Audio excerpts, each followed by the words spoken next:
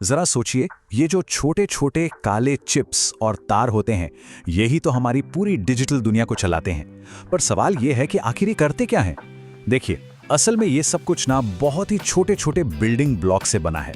तो आज हम यही देखने वाले हैं कि कैसे सिर्फ कुछ मामूली से कंपोनेंट्स मिलकर सिग्नल्स को बदलते हैं, उन्हें फिल्टर करते हैं और वो कमाल करते हैं जिसे हम आज टेक्नोलॉजी कहते हैं। तो सवाल यही उठता है कि आखिर कैसे कुछ साधारण सी चीजें जैसे कि रेजिस्टर और कैपेसिटर सिग्नल्स को कंट्रोल कर सकती हैं। ये तो कुछ ऐसा हुआ जैसे कुछ ईंटों से एक पूरी की पूरी इमारत खड़ी कर दी जाए। तो चलिए अपने पहले ब्लॉक से शुरुआत करते हैं। तो मिलिए हमारे पहले हीरो से, आरसी डिफरेंशिएटर। इसे ना एक गार्ड की तरह समझिए जिसका बस एक ही काम है, ये देखना कि कब कुछ बदल रहा है। इसे इस बात से कोई फर्क नहीं पड़ता कि सिग्नल कितना ऊंचा है या कितना नीचा, उसे बस ये जानना है क्या अभी कुछ बदला। और यही इसकी सबसे बड़ी खूबी है। ये सॉकेट सिग्नल की वैल्यू को, मतलब वो कितना है, उसे तो पूरी तरह से नजरअंदाज कर देता है। इसे तो बस बदलाव की रफ्तार से मतलब है।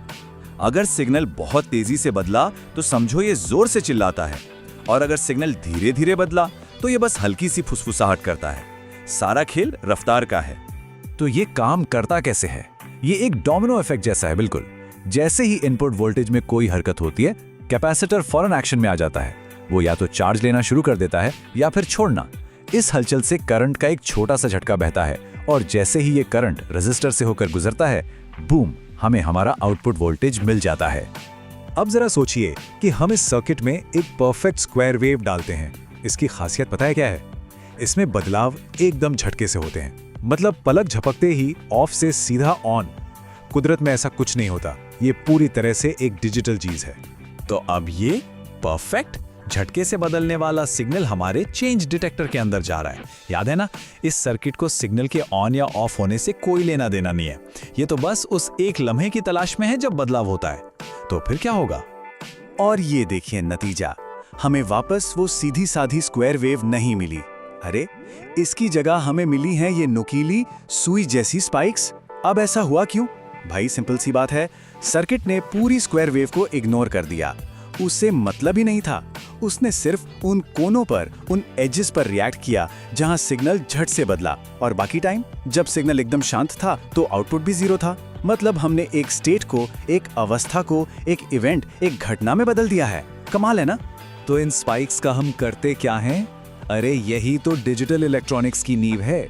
हर बार जब कोई कंप्यूटर कोई काम करता है ना, तो उसे ये जानना होता है कि एक सिग्नल ऑन हुआ कब।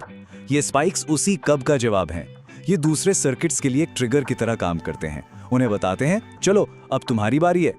ठीक है, तो हमने सिग्नल के किनारों को पकड़ना तो सीख लिया, लेकिन अगर हमें हवा में मौजूद हजारों सिग्नल्स में से सिर्फ एक को चुनना हो तो, जैसे कि कोई रेडियो स्टेशन, उसके लिए हमें एक पूरी टीम चाहिए।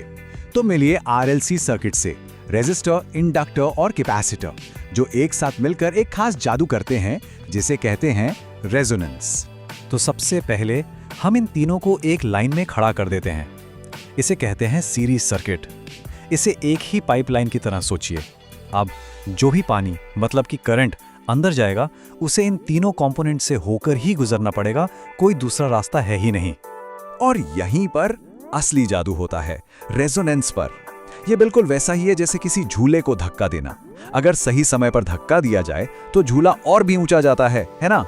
सर्किट में रेजोनेंस वही सही समय है, या कह सकते हैं पसंदीदा फ्रीक्वेंसी है। इस एक फ्रीक्वेंसी पर इंडक्टर और कैपेसिटर, जो आमतौर पर एक दूसरे के दुश्मन होते हैं, अचानक से दोस्त बन जाते हैं और एक दूसरे के असर को पूरी तरह से खत्म कर देते हैं।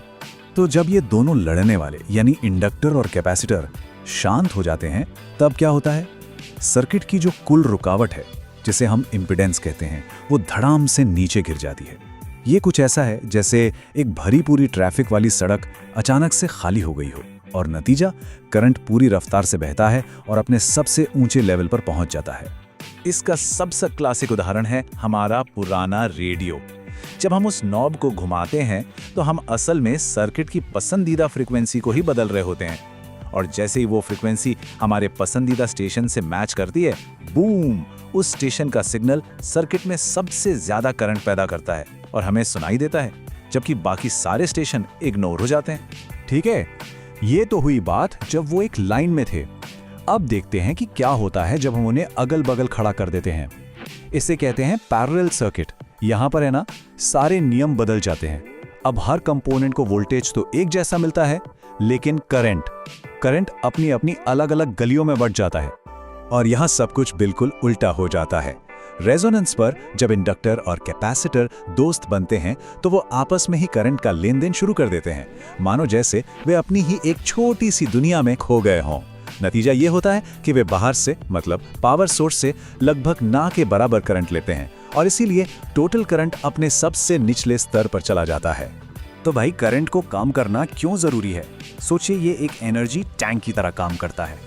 क्योंकि ये बाहर से बहुत कम एनर्जी लेता है, ये अपनी एनर्जी को बहुत अच्छे से स्टोर कर सकता है और इसे बार बार दोहरा सकता है। और यही चीज बनाती है ऑसिलेटर्स, जो हमारे फोन से लेकर वाईफाई राउटर तक हर चीज में एक सटीक क्लॉक सिग्नल पैदा करते हैं। तो हमने दोनों टीमों को खेलते हुए देख लिया है, एक लाइन में और एक अगल बगल। अब वक्त आ गया है कि इन्हें आमने सामने लाया जाए ताकि इनके बीच का फर्क हमेशा के लिए साफ हो जाए। ये टेबल पूरी कहानी साफ कर देती है। सीरीज में करंट सबका दोस्त है, वो सबसे एक जैसा मिलता है। पैरेलल में वोल्टेज सबका बॉस है, वो सबको बराबर मिलता है। लेकिन सबसे बड़ा और सबसे दिलचस्प फर्क आता है रेजोनेंस पर। सीरीज सर्किट अपनी पसंदीदा फ्रीक्वेंसी के लिए दरवाजा खोल देता है, मतलब मैक्सिमम करंट, जबकि पैरेलल सर्किट उसी फ्रीक्वेंसी के लिए दरवाजा बंद कर देता है, मतलब मिनिमम करंट। ये सचमुच एक ही सिक्के के दो पहलू हैं। तो इन सब बातों का निचोड़ क्या निकला? अगर सिर्फ एक चीज याद रखनी हो तो वो क्या होगी? चलिए इन तीनों सॉकेट्स को उनके सबसे बुनियादी काम से पहचानते हैं। तो बात बस इतनी सी है। डिफरेंशिएटर बदलाव को पकड़ता है, सीरीज आरएलसी एक फ्रीक्वेंसी को चुनता है और पैरेलल आरएलसी एक फ्रीक्वेंसी को खारिज करता है। पकड़ना, चुनना और खारिज करना। यकीन मानिए, इन्हीं तीन कामों से हमारी आधी से ज्यादा टेक्नोलॉजी चलती है। तो अगली बार जब कोई रेडियो सुने या अपना फोन इस्तेमाल करे तो एक पल के लिए उन अदृश्य बिल्डिंग ब्लॉक्स के बारे में जरूर सोचिएगा। ये छोटे छोटे चेंज डिटेक्टर्स और ट्यूनिंग टीमें हैं जो पर्दे के पीछे चुपचाप काम कर रही हैं। उन सिग्नल्स को वो शक्ल दे रही हैं जो हमारी इस मॉडर्न दुनिया को हकीकत बनाती हैं।